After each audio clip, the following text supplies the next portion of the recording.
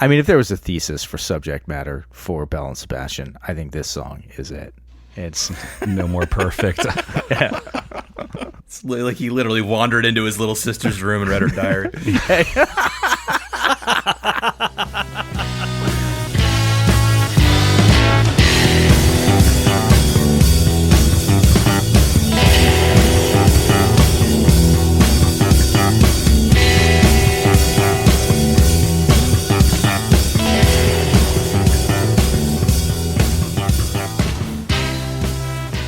Hello, everyone, and welcome to another week of 1001 Album Complaints. This is the podcast where lifelong friends, musicians, and general complainers talk about albums from Robert Dimery's list of 1001 albums you must hear before you die, give our in-depth opinions, deep dives, and tell you at the end whether or not you think this is really an album you must listen to before you die. Very excited this week. We are going to do an album that I came to a little later, but I think is a pretty seminal work of indie pop. It is Belle and Sebastian's If You're Feeling Sinister. Now, in just a moment, we are going to do our introductions, do our encapsulated tweet-length reviews, listen to a little bit of one of the tracks before we do some deep dives on individual tunes. But first, I am actually going to throw it over to Rob, who is going to reach his hand into that fan mail bag and pull out some gems to share with us again this week. So, Rob, take it away. Yeah, I wanted to share with the group. We had listener Matt writing in about the Thelonious Monk episode, and they pointed out, and I actually fact-checked this stat, but I thought it was interesting to bring up. Listener Matt writes, Monk being the second most recorded jazz composer is actually much crazier than you guys made it out to be. The context, recall, is that the number one recorded jazz composer is Duke Ellington. Except the difference is that Duke Ellington wrote something like 1,700 songs in his life, whereas Monk only wrote 60 in total. So it's completely insane to think that he would be number two. So like every single one of his songs has been re-recorded by somebody. Was huge, yeah. Basically, yes. So just wanted to get that out there. Yeah, and like I said, I did fact check it to the best of my ability. And in fact, I came up with a list on the internet that said Duke Ellington wrote something closer to 3,000 songs. So it's some high number. Wow. Yeah, I thought that you were going to talk about the length of careers or something like that, because I know Duke got to start earlier than Thelonious and played until the 70s, basically. But yeah, just the overall body of work. That's pretty insane. Listener Matt, well done. Thank you. Yeah, I appreciate the fact that he liked what we had to say enough to actually write in and make a comment for somebody who is obviously so much more learned about jazz than we are. Yes, constructive. I agree. Constructive. Yes. This is how you do it, listeners. Yes, thank you. All right. So, like I said, this week we are diving into the 1996 release off of Jeepster Records, Matador Records in the U.S. It's Belle and Sebastian's If You're Feeling Sinister. So, just as a quick introduction to what we have been listening to this week, we are going to play a snippet of the title track, not the opening track, but the title track from this album, If You're Feeling Sinister, and then we shall give our little encapsulated review. So, take it away with Belle and Sebastian's If You're Feeling Sinister. Hillary went to the Catholic Church because she wanted information. The vicar or whatever took her to one side and gave her confirmation. St. Teresa's calling her, the church up on the hill is looking lovely. But it didn't interest, the only thing she wants to know is how, why, and when and where to go. How, why, and when and where to follow. How, why, and when and where to go. How, why, and when and where to follow. But if you are feeling sinister, go off and see a minister. He'll try in vain to take away the pain of being a hopeless unbeliever. La la la la la la la.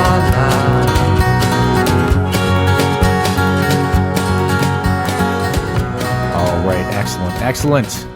Hope everybody is familiar with that. If not, don't worry about it. We're going to go through the album almost in its entirety. I think we're going to hit 7 of the 10 tracks on this album. So, yeehaw.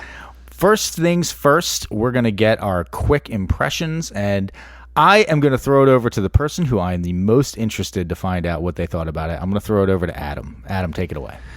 Sure. Hey, this is Adam, and I really wanted to hate this album, and I do. Okay. It's good. You had us on the edge there. You did. I really was like, smile on my face. Oh. Did the feed go out? Something happened. Great. Okay. First incorrect opinion of the day. Rob, take it away. So I wrote that the melodies are bouncy and memorable, the vibe is comfortable and witty, but the mixing decisions could be best described as haphazard. Fair enough. So we'll talk maybe why that's an artifact of how they got together as a band. But either way, so this is Tom. I'm going to throw out my encapsulated tweet-length review.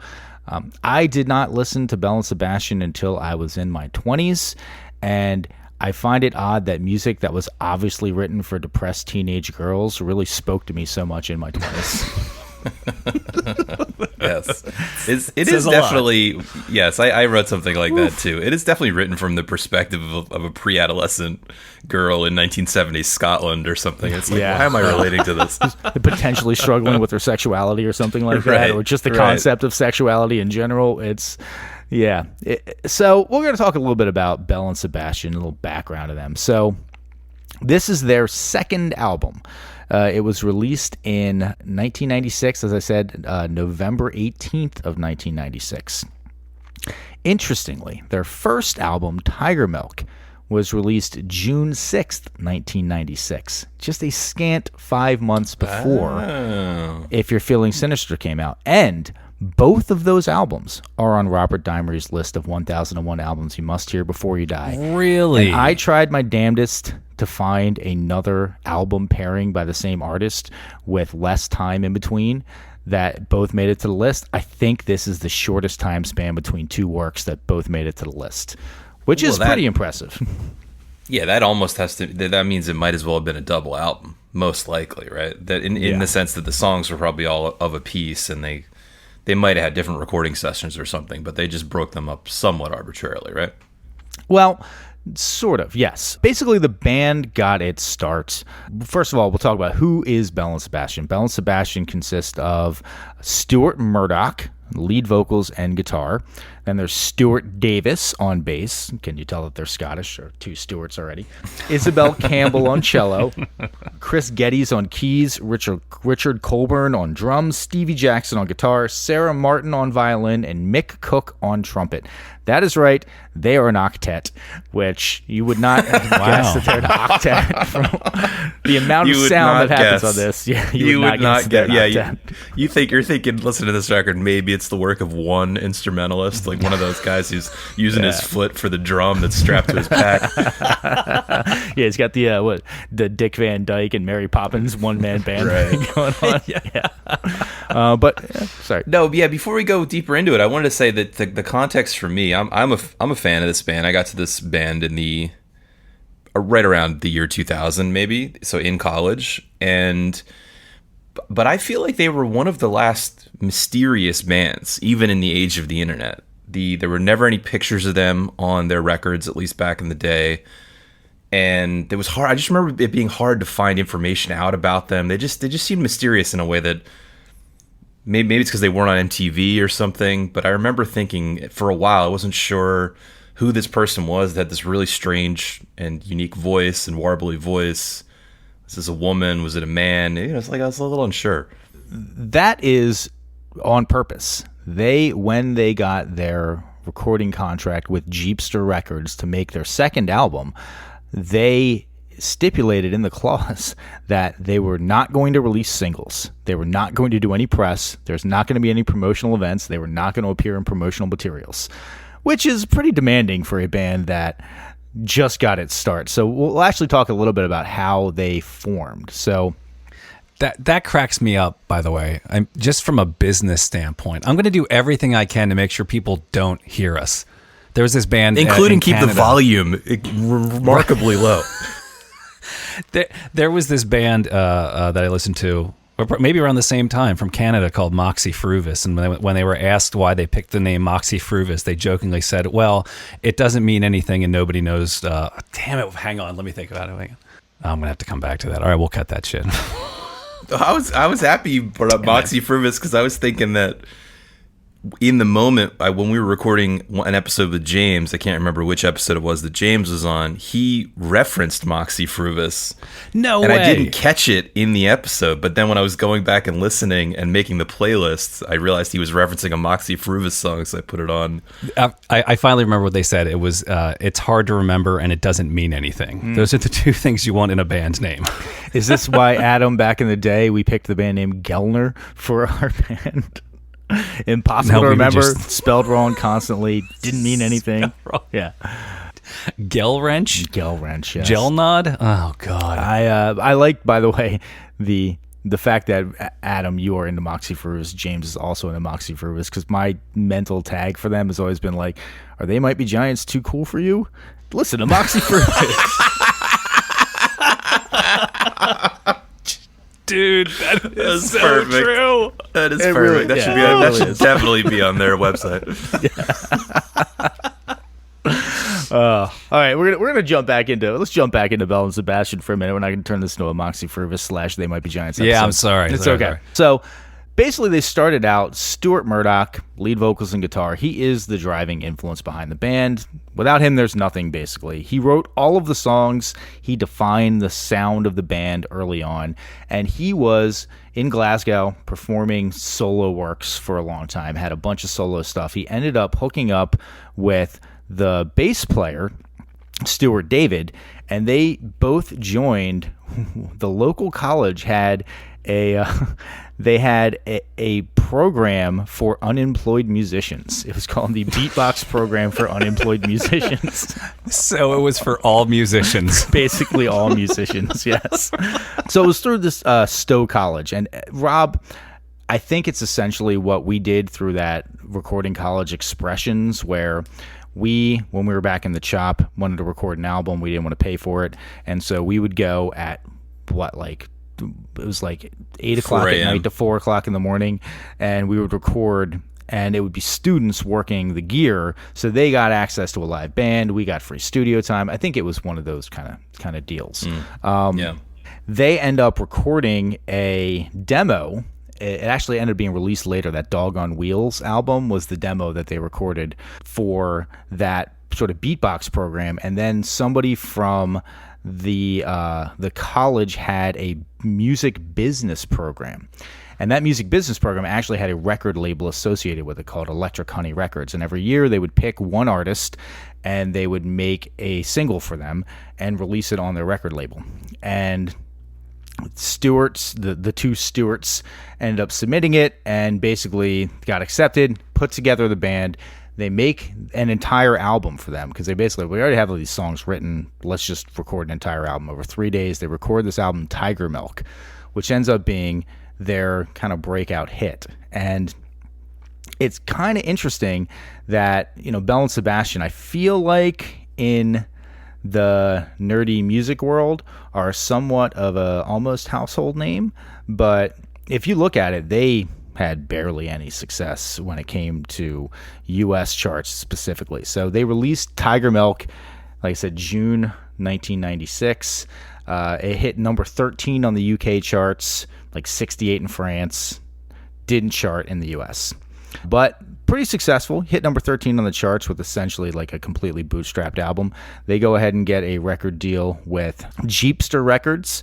And again, I mentioned earlier that in the U.S. they were actually released on Matador Records. And Adam, I don't know if you had this experience. Rob, I think you might have had this experience of buying, back in the day, you'd go to like Borders or The Wall or something and buy these CDs that were just the Matador Records CD from a particular year. And it was like a bunch of different samplings of artists that they put out that year. Mm-hmm. That was some of my earliest introductions to any Belle and Sebastian stuff was on the Matador record stuff, and then later on Rob actually put it on a CD mix that he made for me, one of the songs off of this album, and I liked it. It was okay, but it took a while to grow on me, so I'm not exactly shocked, Adam, that you don't like this album. Yeah, I'm not after 1 week's shocked worth of time.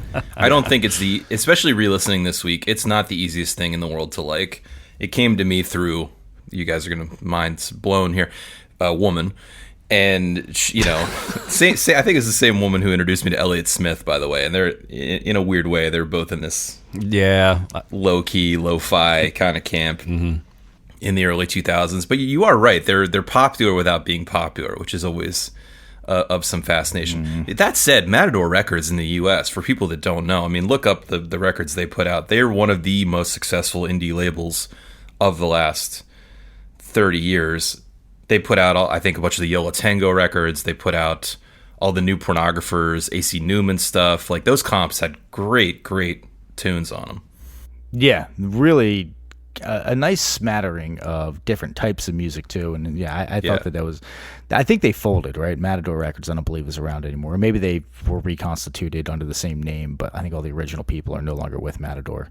Or maybe that happened before this. I know that Matador had some problems at some point. It's definitely possible. Even as I was saying those band names, I realized they weren't nearly as successful as like Merge Records, who put out Arcade Fire, or Sub Pop, who was associated with Nirvana. But they're in that orbit of cool. Definitely. So, they get their record contract through Jeepster, and they go on to put this album together, If You're Feeling Sinister. They release it, like I said, only 5 months later. And it doesn't sell as well as their first album did. Oh, wow. It only hit 191 on the UK charts. I thought you were going to say a record sold. No. But, I mean, if you look at, like, where it was the most successful, it didn't chart in Australia, it didn't chart in Austria, it didn't chart in France, didn't chart in Germany, didn't chart in Ireland, didn't chart in the Netherlands. It reached 23rd on the Norwegian charts. Didn't chart in the U.S., didn't chart in Sweden, Switzerland, any place like that. Basically, 191 in the UK, 23rd on the Norwegian charts. However, it has gone on to be lauded as one of the best albums of the 90s. On multiple lists, it is listed as being hugely influential. Like Rolling Stone said it was one of the top 100 albums of the 90s. There was like a top 200 albums from like 95 to 2005, and it was like in the 50s on that one. It has become influential outside of its overall selling, because it only ended up going gold. So this is not something that even really caught on hugely later on, but it's one of those things that it's been related to. I'm going to cringe before I say this. People say that they compare them to the Smiths because it's every band that you liked this band, listen to this band. That's funny because, from that aspect, because there were a couple songs in here where I definitely heard a Morrissey thing going on. In you mean squeaker notes? His vocal styling there were just a couple key spots where I was like, I could hear that comparison in there. It's that UK malaise. Yeah. Maybe, yeah. I don't particularly like that comparison. One of the things that I think separates a Morrissey / the Smiths from Stuart Murdoch, Belle and Sebastian is this album has no guile whatsoever. It is not even trying to be clever. There's not a lot of turns of phrases. It is stark, and it is very exposed. I feel like they really kind of say pretty directly what they're talking about most of the time, and they cover the issues that they are getting at, I feel like, in a way that comes across without lack of guile is one thing. Lack of bravado, certainly. An entire lack of bravado on this album. Okay, definitely that. I was going to say, I think the lyrics are attempting to be clever, and it succeed at times. Yeah, and it's certainly melancholy. I think the biggest thing that separates them, and the best thing about this band, the reason... Let's not bury the lead. The reason to go through the process of liking Belle and Sebastian, Adam, and anyone else who may be listening who doesn't like them, is their melodies are top-notch. They are top-notch melody writers. Yeah, you're going to chip away at me here on this episode. I already know it, because as I was getting ready for tonight's episode, I had the... well, I don't know if it's a chorus, because this album has no choruses.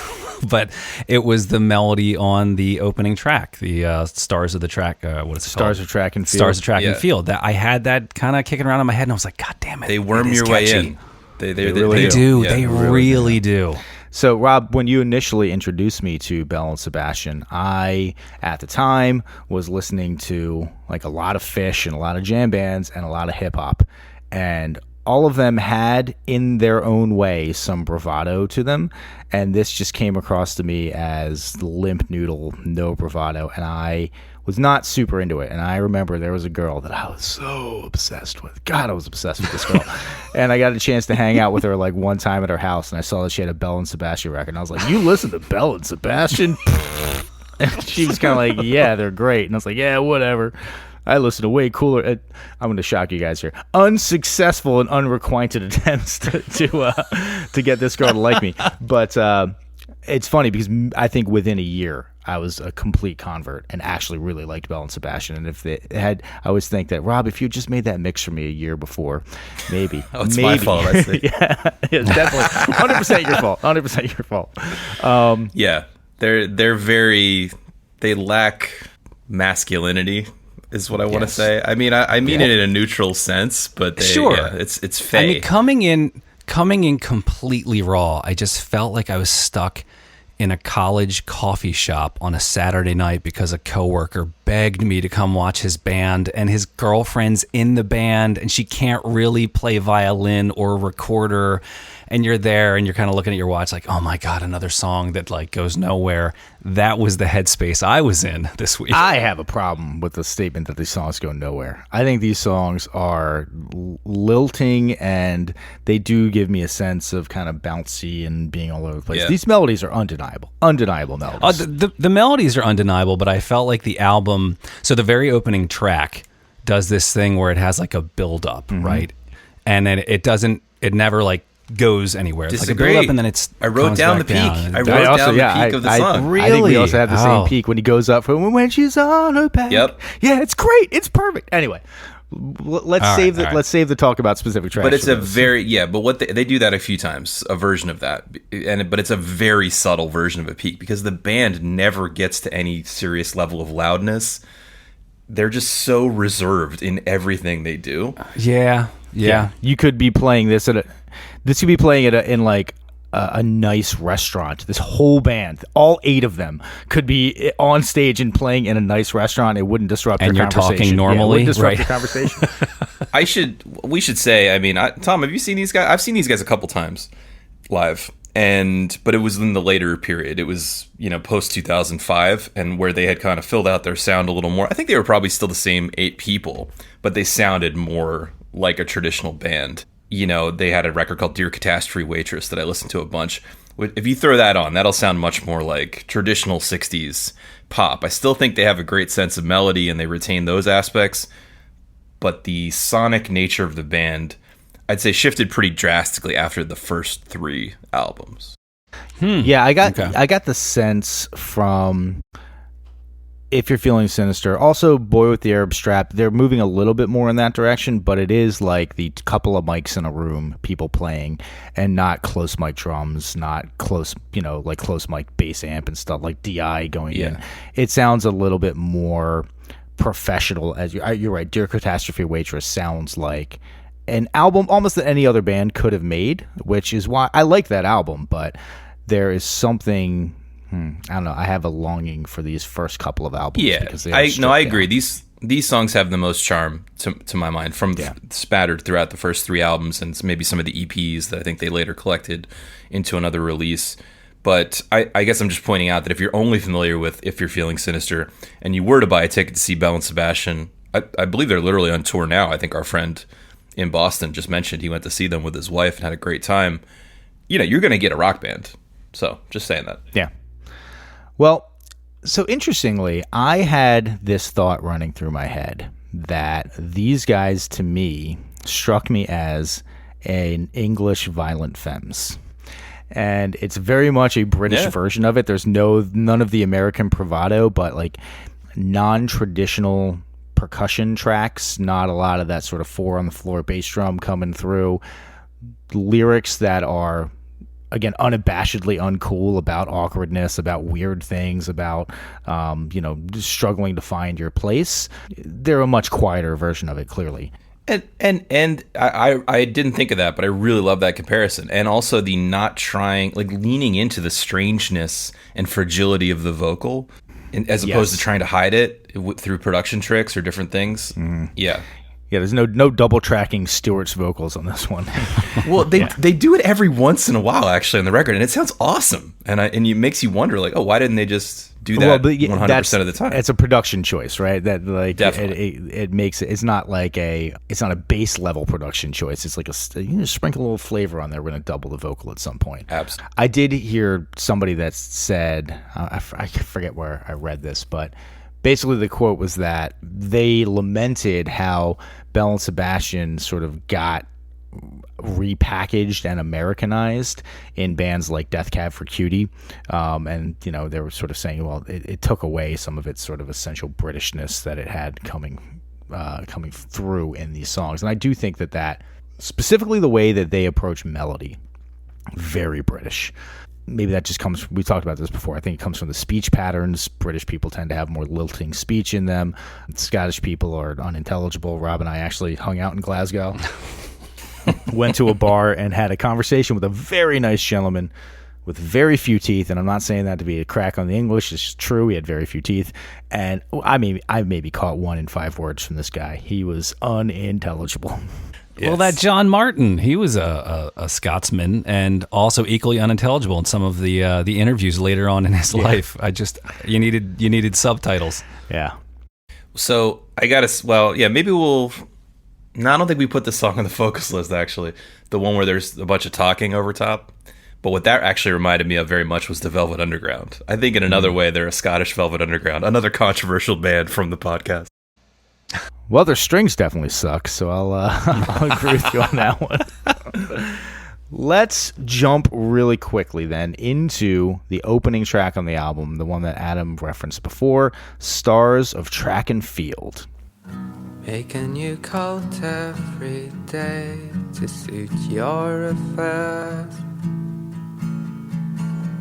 Kissing girls in English at the back of the stairs. You're a honey with a following of innocent boys. They never know it because you never show it. You always get your way. They never know it because you never show it. You always get your way. Have you and her been taking pictures of your obsessions?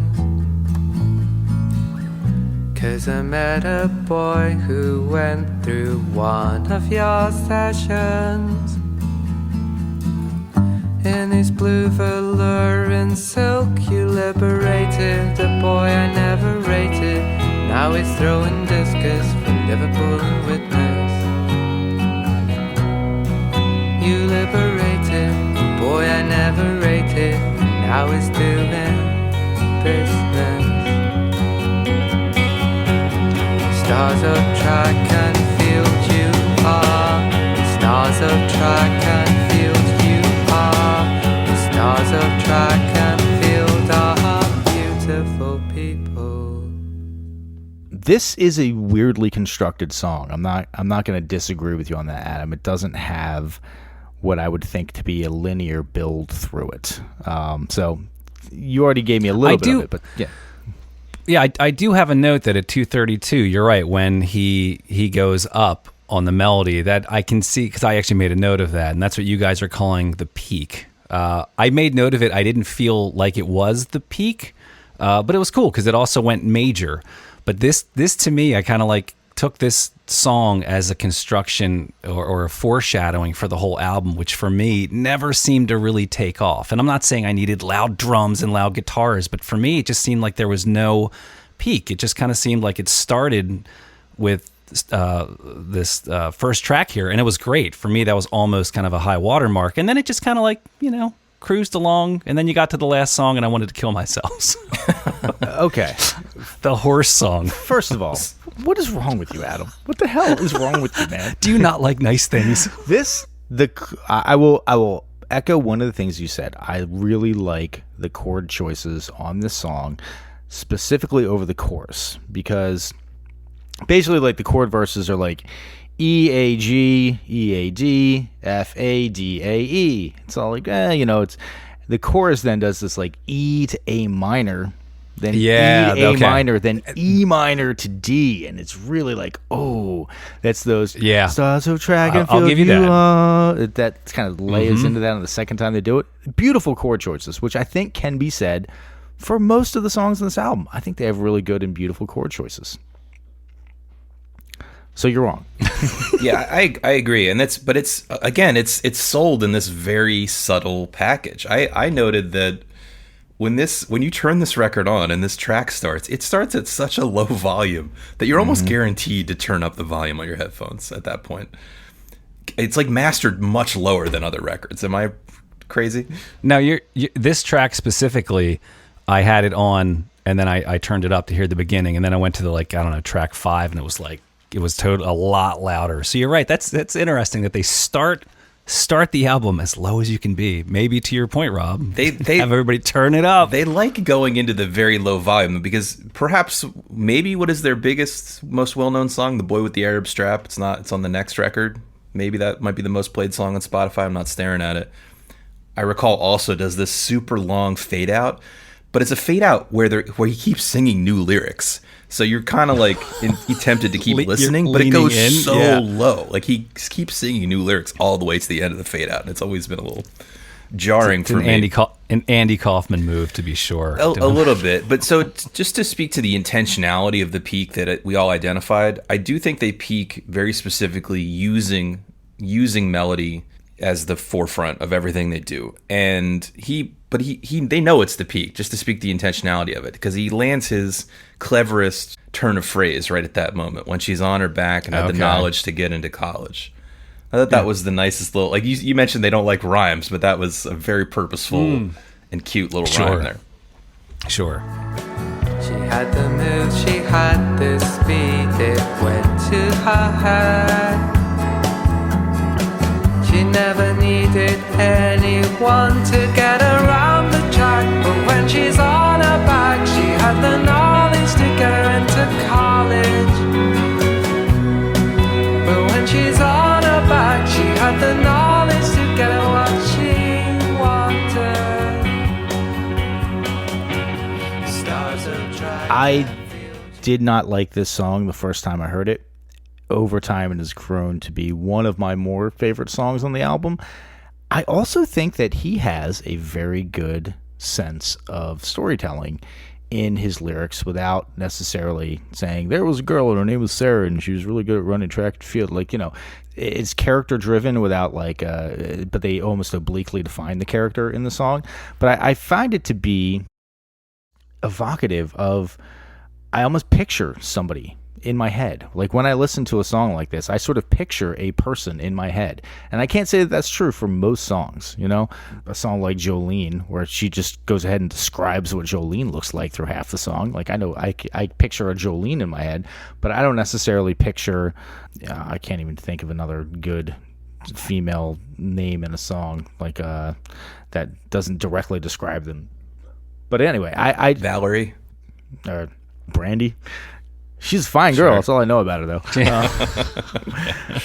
Yeah, she'd make a good wife. I hear you. It's interesting you mentioned that because I've always felt that way about books, that your description of a person, for whatever reason, does not land in my head as a composite sketch artist thing. But if you do a good job of getting across, how the person is as a character, their actions, etc., then I do have a mental model of them that I've created clearly in my head from reading.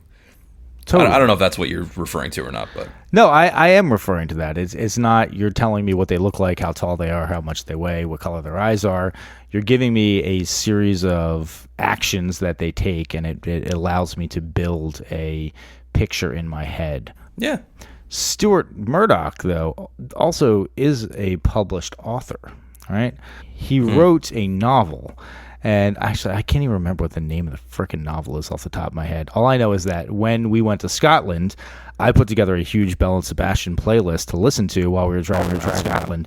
Little did I know that my wife was reading the book by Stuart Murdoch as we were driving around Scotland as well. So I think he's a good storyteller. I think that is not necessarily something that they are lauded for, but to me, they come across as a really good really good storytellers. Yeah. I have to agree. I like the songwriting. I don't.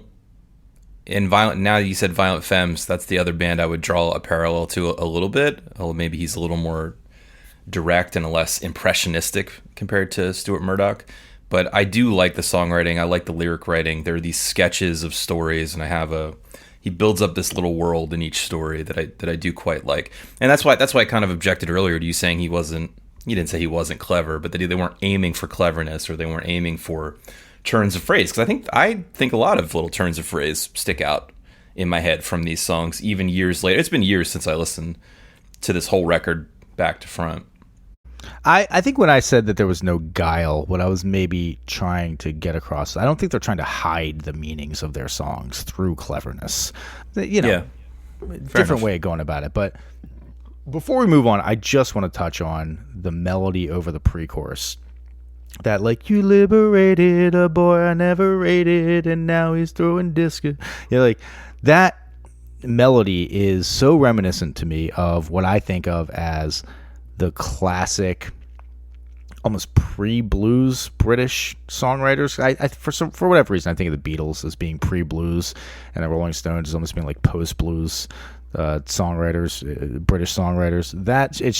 I was thinking of the Zombies. I was thinking of the Beatles when I hear melodies like that, and I crave them. That is my baseline for music appreciation, is like really good melodies like that. So that's why, Adam, I was the most excited to hear what you thought about this album, because I think it is so right in your wheelhouse of really well constructed lilting melodies. Maybe it's the execution that didn't get it for you. I think you got to work to get past the voice and the warbliness and some of the lack of production, I think. The voice didn't bother me, which is odd for me. I mean, there were a couple spots where maybe a little pitchy or something, but it wasn't obnoxious. That's not what turned me off. I don't know. Maybe I just need another 20 or 30 years worth of listens on this, and then I'll be where you guys are. Well, you could sample from the other records as well. But no, I totally agree, Tom. That's exactly what I was thinking of too. The Zombies. That's because a lot of times if you try to play these melodies on the piano, they appear very simple. They're just kind of up and down on the major scale a lot of the time, and yet they are so effective. Totally. Now, let's go on to another one that I think has an incredibly effective melody on it. The next track on the album, which is Seeing Other People.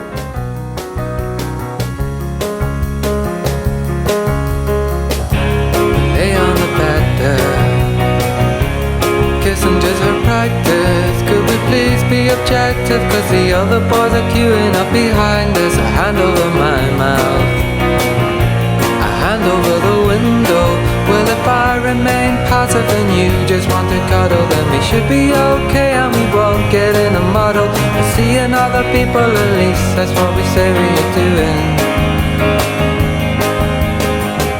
So how are you feeling?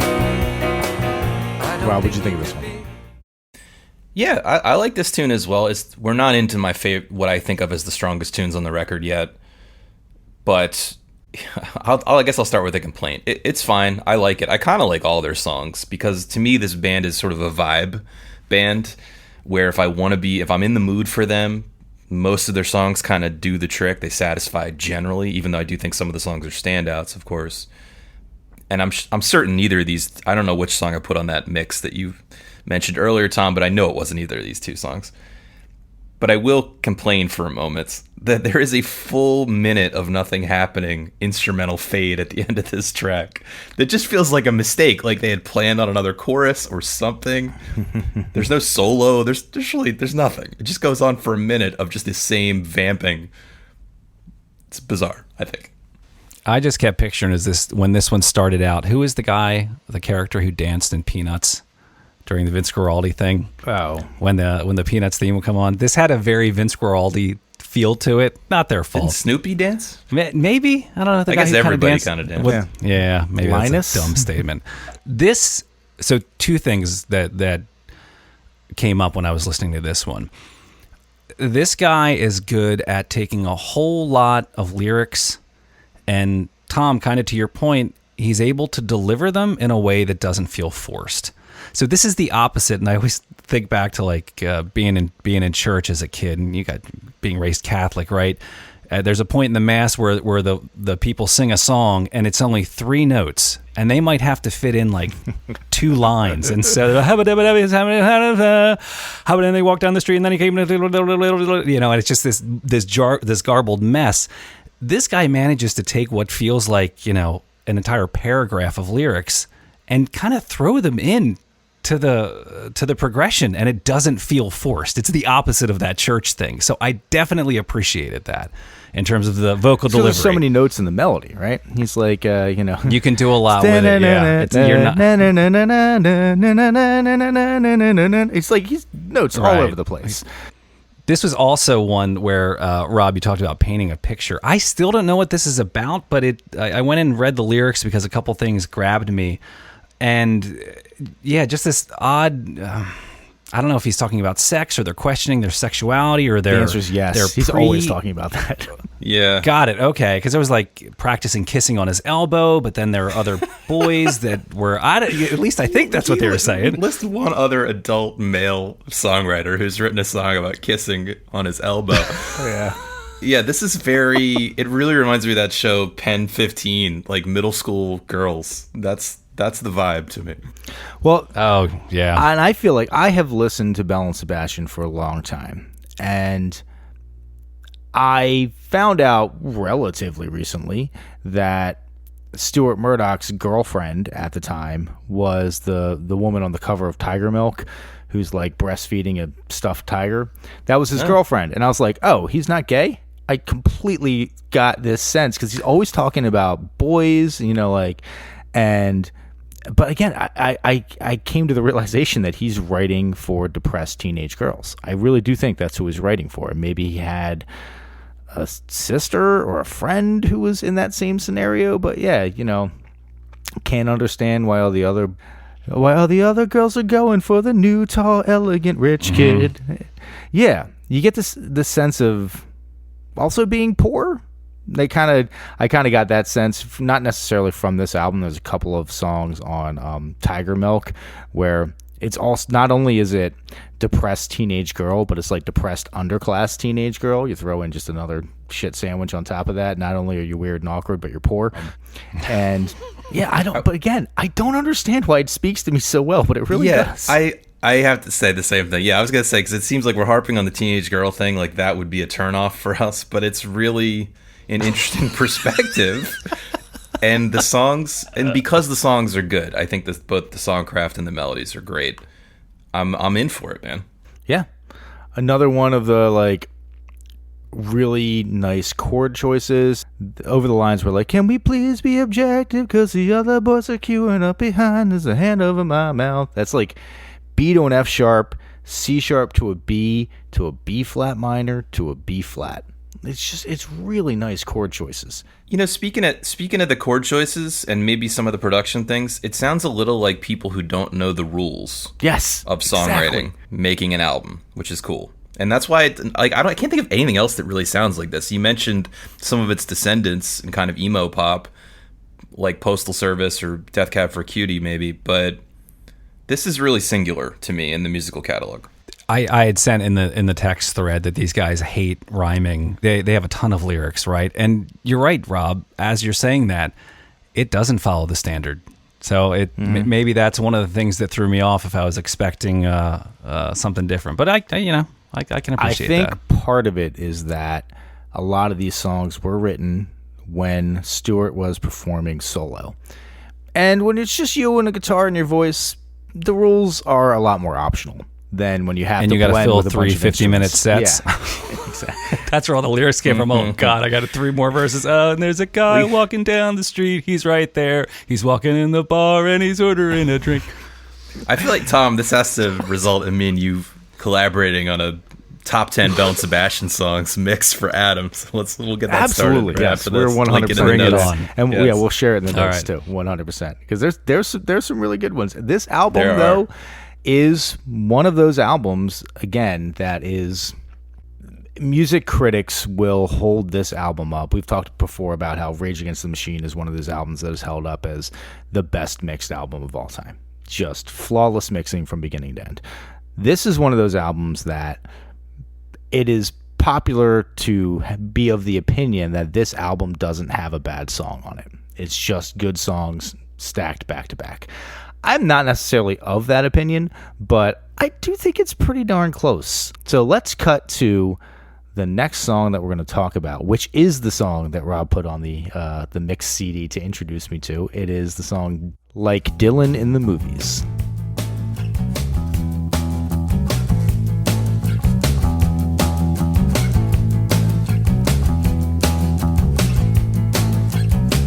Lisa's kissing men like a long walk home when the music stops. Take a tip from me, took her to the park when you're on your own. It's a long walk home. Well, if they follow you, then don't look back. Like Dylan in the movies, on your own. If they follow you, it's not your money that they're after, boy, it's you.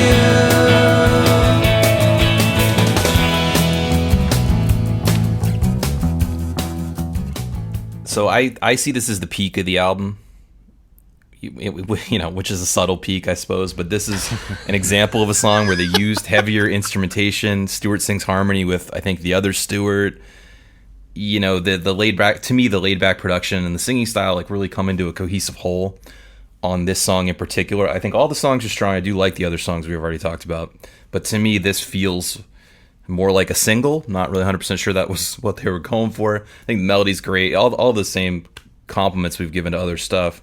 And we should mention maybe for our audience that they're referring to the Bob Dylan tour documentary, Don't Look Back, which is a great documentary just to watch sometime, because it was taken on Bob Dylan's tour when he first went electric and when he was going out and getting booed by all the folkies and stuff, and he just has this nice bucket attitude to everything. So anyway, yeah, that's cool. This is the song on the album that I find to be the hippest. If I was to say what's a hipster's favorite Belle and Sebastian song, it's this song. Not my favorite song on this album. I like the song a lot. I feel like there is one point in the song that is somewhat emblematic to me of Belle and Sebastian and their kind of approach to recording, at least on their earlier albums. And it comes in like right at 2:23. That point was like, you're worth the trouble and you're worth the time. But it's like imperfect background doubling going on there. Yeah, you're worth the trouble and you're worth the pain. You're worth the worry, I would do the same. If we all went back to another time, I will love you over.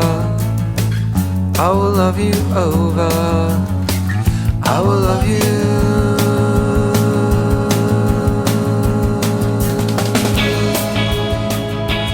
If they follow you. Tom, I literally wrote down the dropout part at 2:23 where Stewart sings against himself is very Belle and Sebastian. Yeah, it is. And it works, but I don't know why listening back in the control room of a studio, you'd be like, oh, that works. Let's just keep that. I'd be like, it's just wrong. It's just like inexplicable. Yeah. You're just singing the wrong lines. Like, you're not singing the right thing. There's on the State That I Am In off of Tiger Milk, there's a point in that song where he's singing, he's like harmonizing himself, and he's singing the wrong words when he's harmonizing, but like they just kept it in. Just keep it in. Why not? Time. Awesome. No time. I don't have time. Well, they might not have had time. This was recorded over 5 days. And so, 5 days for 10 songs, that's not a ton of time. That's not a ton of time, yeah. Can we call out, too, on Dylan in the Movies that this is the most subdued electric guitar solo I've ever heard? Because then, like, a weird, piano vamp with very few notes comes in over top of it and definitely trumps it in the mix. It's bizarre. Yes, I noticed that. The piano is really loud. Yeah. So, the picture on the cover of If You're Feeling Sinister is the girlfriend of a friend of Stuart Murdoch's. But one of the reasons that he put it on there is that she, like him, also suffers from chronic fatigue syndrome. And if there was an album that just really got across I suffer from chronic fatigue syndrome, it is definitely this album. That explains so much. That is illuminating. Was it contagious to all the other members of the band? The guitar player definitely There's caught just it. a carbon monoxide leak in the studio, and they're all just. Yeah. Well, it's just speaking of record album covers. Another reason I think this band is cool. I like the aesthetic that they struck right away with their album covers, where they had a very specific theme. I guess I like bands that pick a theme for their album covers and then have a whole bunch of albums and really stick with that theme, where it's a photograph of someone who's not in the band with a certain color gel over top of it, and then they just change that color and change the photograph, I think, throughout the rest of their career.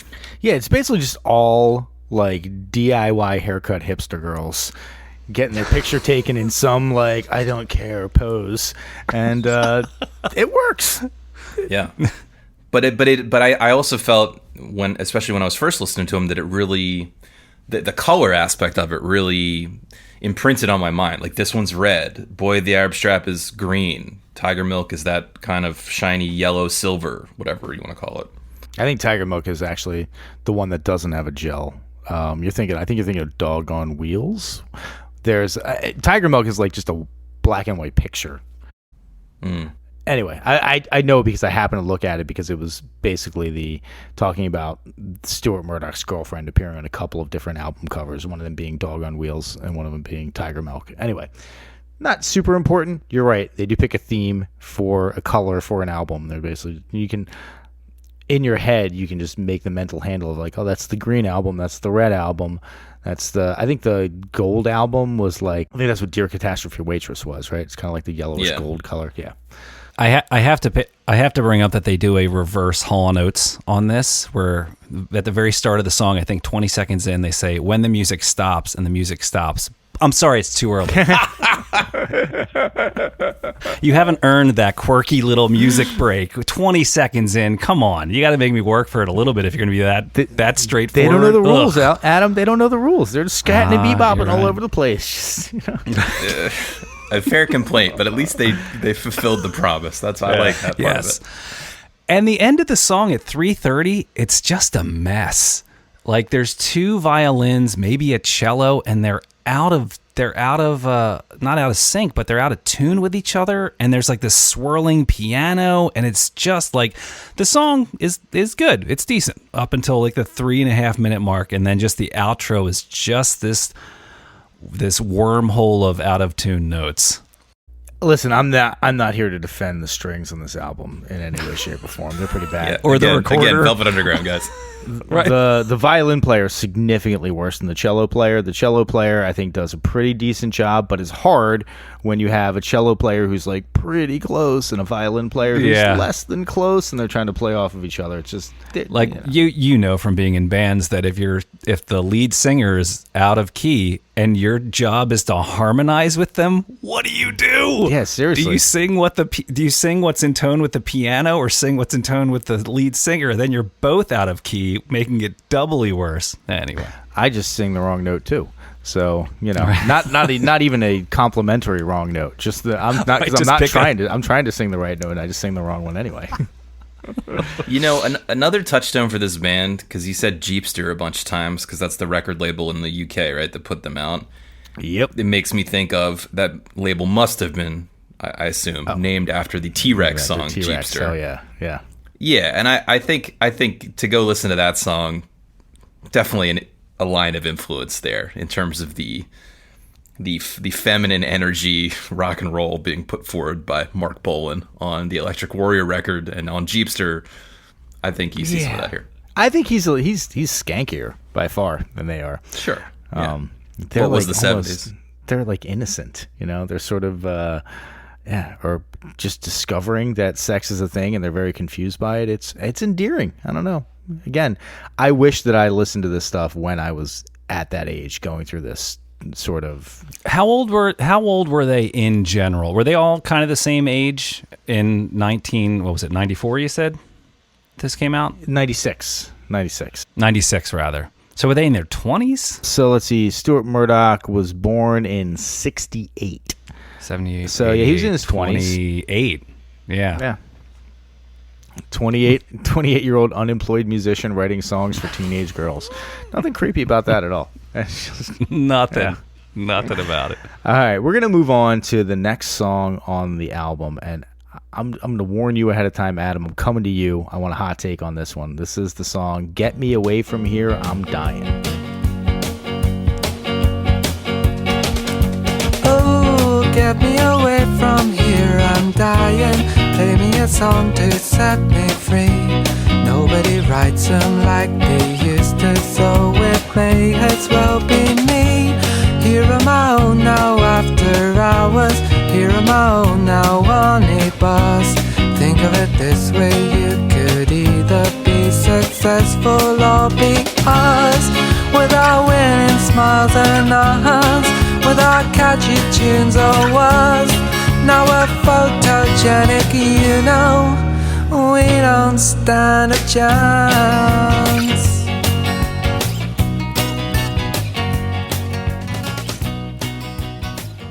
Give it to me, Adam. Give me your hot take. All right. My line here was, this is the most Morrissey-esque song, and not surprisingly, the most face punch inducing of all the songs on the album. Dude, you shut your fucking whore mouth. You shut your whore mouth. This is one of the best songs of all time. I don't understand what you're talking about. God, it's terrible. I think this is the best melody on the record. If I just had to single one thing out that they could be remembered for melodically, I think this is it. I understand what you mean about the sentiment being kind of cliche, I suppose, or Morrissey-esque. Although I'm perfectly fine with that. Maybe as someone who, maybe Tom and I are on the side of the fence who left our hometown, right? It had that feeling pretty strong. Yeah. Right. I don't understand you, Adam. This melody is amazing. This is such a good melody. The chords in the song are so great. Like, what is it that you don't like about the song? Is it maudlin? Is that why you don't like it? It could be that it's 6 tracks in and I'm still waiting for something that hasn't been delivered yet. So by this point in the album, I think I'm just getting exhausted with just everything's just kind of Just trying too hard to be cool, Adam. That's all it is. You also didn't like the, Fruvis and Weird Al on the mix. Yeah, pick all the weird shit I do like. So I mean, Listen, I wasn't on the Violent Femmes podcast. I actually don't think I've listened to that one. I should go back and listen to it. But I'm gonna guess you did not vote the Violent Femmes album on the list. Whatever would make you guess that, my friend. You have something You against don't just like this is why we can't have nice things. you just have something against weirdos who are just like out there doing their weirdo thing, and yet you love Weird Al. I don't understand you. You don't make any sense to me. This song is awesome. It's one of my favorite songs of all time, if I'm being honest. I love this song. Oh wow! Now I feel bad. No, it's fine. I shat upon it's it. Fine. Just shat away. The drums, I feel like the drums are impeccable on this song. That kind of like the snare rolls that they're doing with the brushes, they get stuck in my head. They're really good. The one that happens right before the lyrics come in, every single time that I listen to the song, without fail, I'm tapping that out. Oh, get me away. Anyway. But if you look up a bouncy melody in the dictionary, this is what you get. This is probably coming up. Yeah. This is what's coming up. And also, I think that for all of the production issues that I generally have with them, they did a great job of producing this album. It was of producing this particular song. Yeah. It's subtle, but it starts off with just one guitar, that kind of a jangly electric guitar, and the bass and the drums and vocals. And then right when the first chorus hits, you get an acoustic kind of picking around some chords. And then there's a third guitar that comes in, really makes it bigger. Then like about minute 50 in, there's like a vibraphone or like a glockenspiel that comes in. Yeah, I have a note about that. That's cool. And then at the end, I dig that. You get words that are almost never uttered next to each other. Subtle trumpet. I really love the trumpet at the end of this song, and it's very subtle. Name another subtle trumpet song. You're right. That's a really good point. Very good point. It's right up there with sober trombone.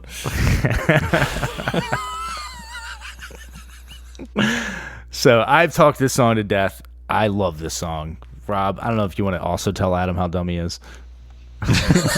I would just say, no, I'm also surprised, Adam. I'm not surprised that the record was harder to get into than on with 1 week's listen, right? Because when I was listening back to it, I was trying to put myself in the mindset of someone first listening to it, as I knew you would be. And I get why there's some barriers here. But I did think you would pick out some of the stronger melodies and the stronger productions like this song. And I do think it's one of these, let's just implore you that I think if you give this a few more chances, you will. Like it's inconsistent with the rest of your taste to not like this, I feel.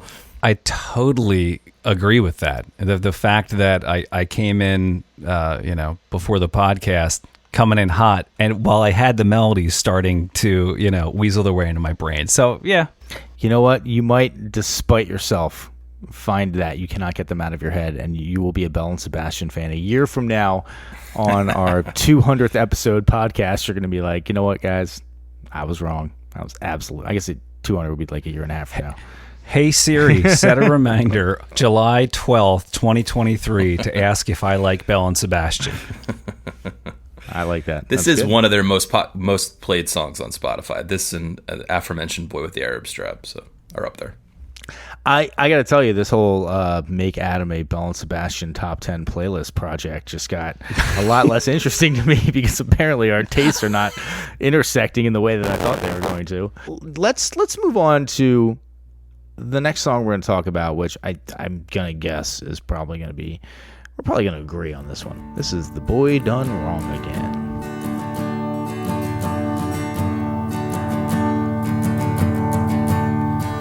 The boy done wrong again. Hang your head in shame and cry your life away. The boy done wrong again. Hang your head in shame and cry your life away. Are you okay now?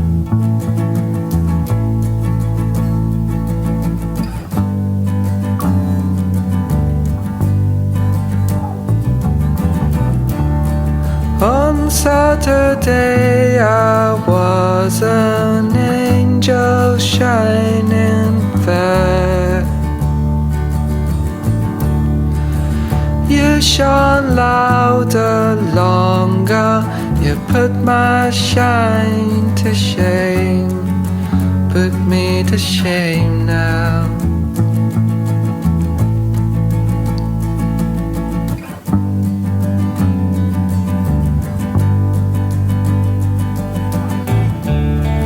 What is it I must do to pay for all my crimes?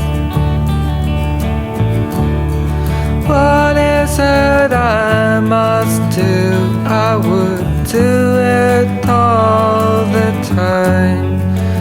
Do it all the time now.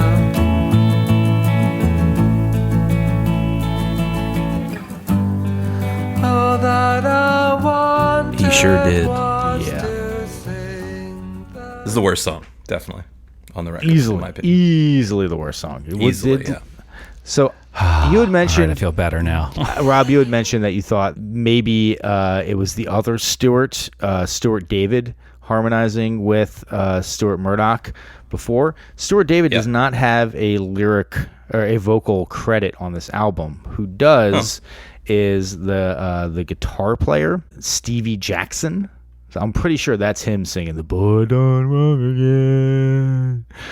And I don't know if he had it in his contract that he had to get like an adorned vocal out front or something like that. It's one of those like Stuart Copeland or oh good lord, the other guy from the Police, Andy Summers. Andy Summers, yes, Andy Summers situations where like I get a song on every album. Damn it, this is my one song. song. Yeah, no, you're right because he has the same guy has a song on "Boy with the Arab Strap," and I think it's the worst song on that record too. By far the worst song on that record. Yeah. And yet it's on the High Fidelity soundtrack. Like, what were you thinking? Can we drop in the middle school violin solo at any point?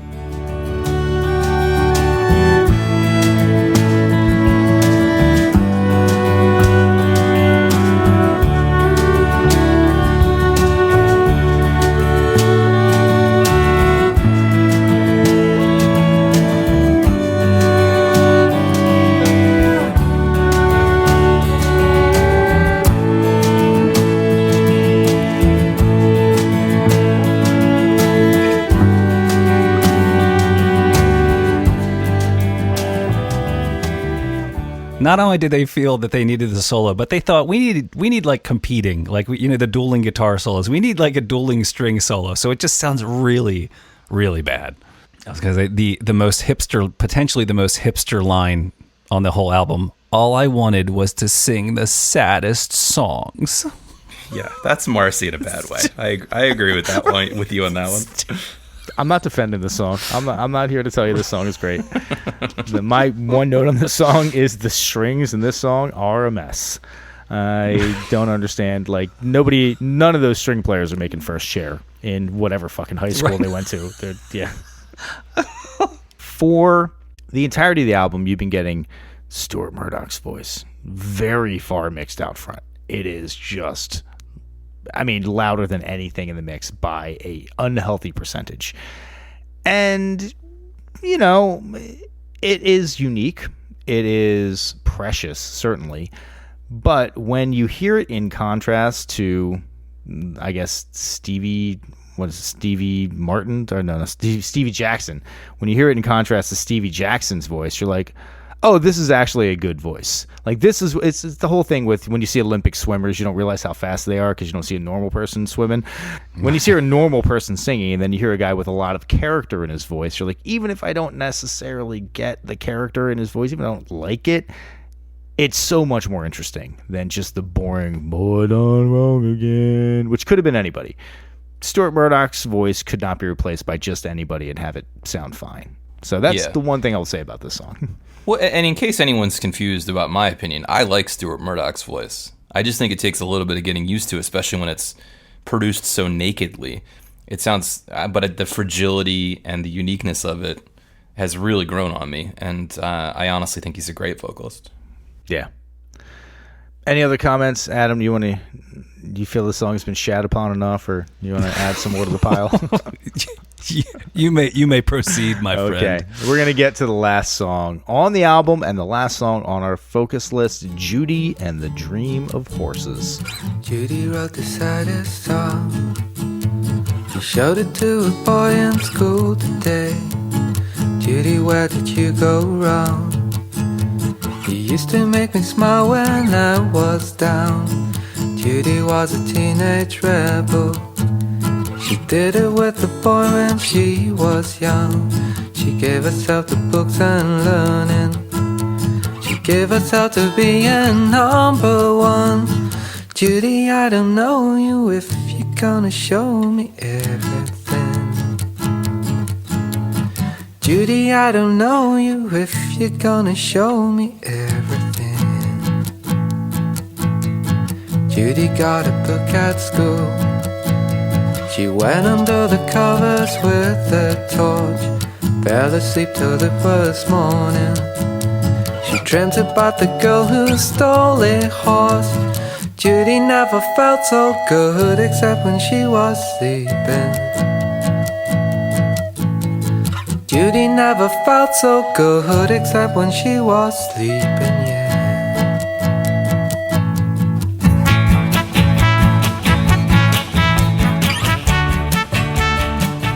If there was a thesis for subject matter for Belle and Sebastian, I think this song is it.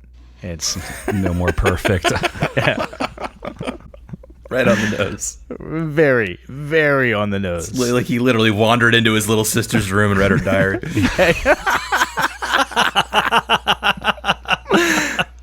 Yeah, that's good. That's very good. But I actually really like this song. I think it's pretty good. Yeah. This one, aside from the recorder being played, which I assume it's the girlfriend who's also on violin is playing the recorder, I actually dug this. There's the cool little trumpet thing going on in there. It's got a nice little guitar thing. I didn't mind this song too much, aside from the title, which just really confused me. I feel like they really wanted a flute, and they just didn't know a flute player. So they were like, guys, recorder. Anybody can pick that up, again, right? Yeah. You learn recorder in 4th grade. Here we go. We're back in the middle school band thing again. Yep. So I don't know if it will surprise you to learn this, but this is one of their big numbers live, like big rock and roll, almost peaks out, a lot of energy, really sing along esque. Okay. Yeah. Okay. which I think from this recording is a little hard to discern, but maybe you can put those there's things that together. organ in there that comes in at the end. They start to build it a bit. Yeah, I feel like one of the shows I went to, they might have even invited a bunch of the audience on stage to like dance at the end. It was like a closer for them almost. All right. Adam, what I am still confused by is you said you don't understand the title of this song. Whereas it's literally a song about a girl named Judy who dreams of horses. And in the song, he says, you should write a song about the dream of horses. Call it Judy and the Dream of Horses. There's nothing hidden there. It's pretty exact. It's pretty on the nose. All right. Point taken. Point taken. I think by this time in the album, I was so annoyed and I saw the title. I was like, well, I'm done. I listened to it on double speed and I'm like, oh, yeah, it's an organoid. But I just think, personally, I just think of this as kind of another Belle and Sebastian song. It's not, it's good, it's fine, but I don't think of it as one of their better songs. It's definitely not making it to my top 10 or maybe even my top 20 list, I have to say. I had a note just overall on the album that there were some synth parts that crept their way into the songs. I wanted to get your opinions because it felt totally out of place and I didn't feel it was very additive. There were maybe 2 or 3 songs where everything's acoustic and violins and recorders, and then there was this weird like synth thing. I was like, "What the hell is going on?" What was your take on the weird synth drop-ins? Well, being someone who is not familiar with the Belle and Sebastian catalog, on their first album, Tiger Milk, they have a song called Electronic Renaissance, which is basically like a synth pop dance song. And so it wasn't so this is surprising not to me. that Yeah. far outside their realm of possibility. Got it. Okay. And then on the follow-up record, Sleep the Clock Around has a lot of synth on it too, and that's another one of their big live numbers, I would say. Rock and roll kind of live numbers. So yeah, it wasn't surprising to me either. I will say one of the things that kind of bumped me on this, and we've been talking about it the whole time, but the mixing decisions on this just do seem really strange. Maybe they were working with students, maybe they didn't know the rules, and I think in a lot of places, not knowing the rules, in terms of songwriting or melody or other things, lyric writing, they paid dividends. But with the mix, it does feel, I said at the top, felt haphazard. Why is the acoustic guitar in this song panned right and his voice is panned left? Or perhaps it's the reverse, but it really pulls me away from thinking that it's just a guy with a guitar. Like, it just seems odd. It just seems like they place things in the spectrum, the pan spectrum, just totally randomly sometimes. We've talked about that before. It really makes it hard to gel when they're literally on either side of my head. And like you see, in an album that is being produced in a way where the most charitable read is that you were trying to go for everybody sitting in a room and playing, and you're just a spectator to that, hard panning mixing decisions are odd. It doesn't feel natural. You're right. Yeah, because whether it's Stuart Murdoch or not playing that guitar, and I believe he does play guitar at least sometimes in the band, it's irrelevant, right? That's what you are expecting it to sound like when the song's opening with one voice and one. Yeah. So, anybody else notice the completely botched chord hit at 44 seconds in? It's the first time they do that. Horses. The first chord hit, he just misses it. He doesn't hit anything. You can tell he tries to kind of hit something, and then he just doesn't hit comes anything. in the next beat. Yeah. To be a number one, Judy, I don't know you if you're gonna show me. It's a really bad miss, and it's so effing punchable. Like, just knowing the mechanics of how the studio works, you could have punched that so easily. I don't know why they didn't do it. I understand maybe you're under some kind of time crunch, but that's the kind of thing where you get done the take and you're like, hey, I missed that first hit. Can we just roll it back right now? And I'm just going to go boom. While you're still in the room. That's it. Right, it would right. take you 20 seconds at most. I don't understand it. And it's not their first time in the studio. You think, because admittedly, when it's your first time, you learn some of those lessons the hard way. But they've had very recent experience like this. Like I said, 5 months ago, they put out apparently another seminal must-hear album. So, yes. Anyway, so we are going to bring it on home. Let's go around the horn. I am very interested to hear from Adam, basically. Adam, What do you vote? Does this make it to the list or not? Brand new listen for me, even though some of these melodies are earworms.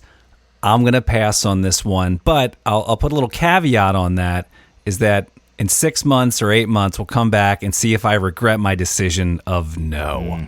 All right. Rob, bring it to me. Yeah, I think this is an excellent band. I'm super glad they entered my life. And if you have to pick one of their records, at least one, I think this is reasonably the first one. I think it has the best collection of their songs and their sound. To say that it is underproduced is quite an understatement.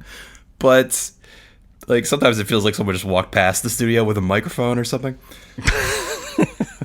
But for all the reasons we said, the songcraft, the melodies, it is absolutely a must listen. Do it. Yeah, so this is Tom. I'm going to bring it on home with another yes vote. The charm on this album is undeniable to me. I find it charming. I find it engaging. I find it interesting, and I find it kind of different. It's not the normal type of music that I listen to, but those melodies, I can't get over how well constructed those melodies are. They are undeniable, and I find myself humming them and singing them all the time. I have listened to this album probably somewhere in the neighborhood of like 40 or 50 times in my life. I will probably continue to listen to it a couple of times a year for the rest of my life, and I think everyone else should too. It's a damn good album. So there you have it. 2 out of 3 on the list. Sorry, Adam. Belle and Sebastian, congratulations. We didn't even get a chance to mention that they're named after like an obscure French television show, and they Of course they are. And they did that. Like, why wouldn't they? They did the Steely Dan move where they picked 2 names in their band name that do not refer to anyone in the band at all. It's very confusing. Of course, yes. But you do kind of always get the sense that he is Sebastian, the nerdy kind of boy who's friends with the awkward teenage girl that, you know, is trying to support her, but he also probably secretly has a crush on her, but she doesn't know if she likes him or if she even likes guys in general. That's the sense that I've always gotten from them. But they also have a song about Belle and Sebastian, right? They do, yeah. They do. And I think in the TV show it's named after, it's about a dog and a boy. Yeah. I want to say. Yeah. And this is why my palate cleanser for this week was System of a Down. Yes. Oh my gosh. Yes, seriously. Just our takedown of System of a Down, or Yeah, you right. actually listening to Yes, I just re-listened to the episode. Oh, Yeah. Okay. Well, listen, I can't fault you for that. Everybody should be re-listening to these episodes 4 or 5 or 6 times. Yeah, that's what you want to do. You want it on loop. If you liked what we had to say, there is a way that you can let us know. 1001 albumcomplaints at gmail.com. 1001 albumcomplaints at gmail.com. Always love to hear from people who have differing opinions from us, more context for an album. Please reach out to us and let us know. If you like what we're doing, you can tell a friend. We would love that. You subscribe to our podcast. Get those alerts every time a new one drops into the old appages there. I don't know why I use the word appages. That's clearly not a word.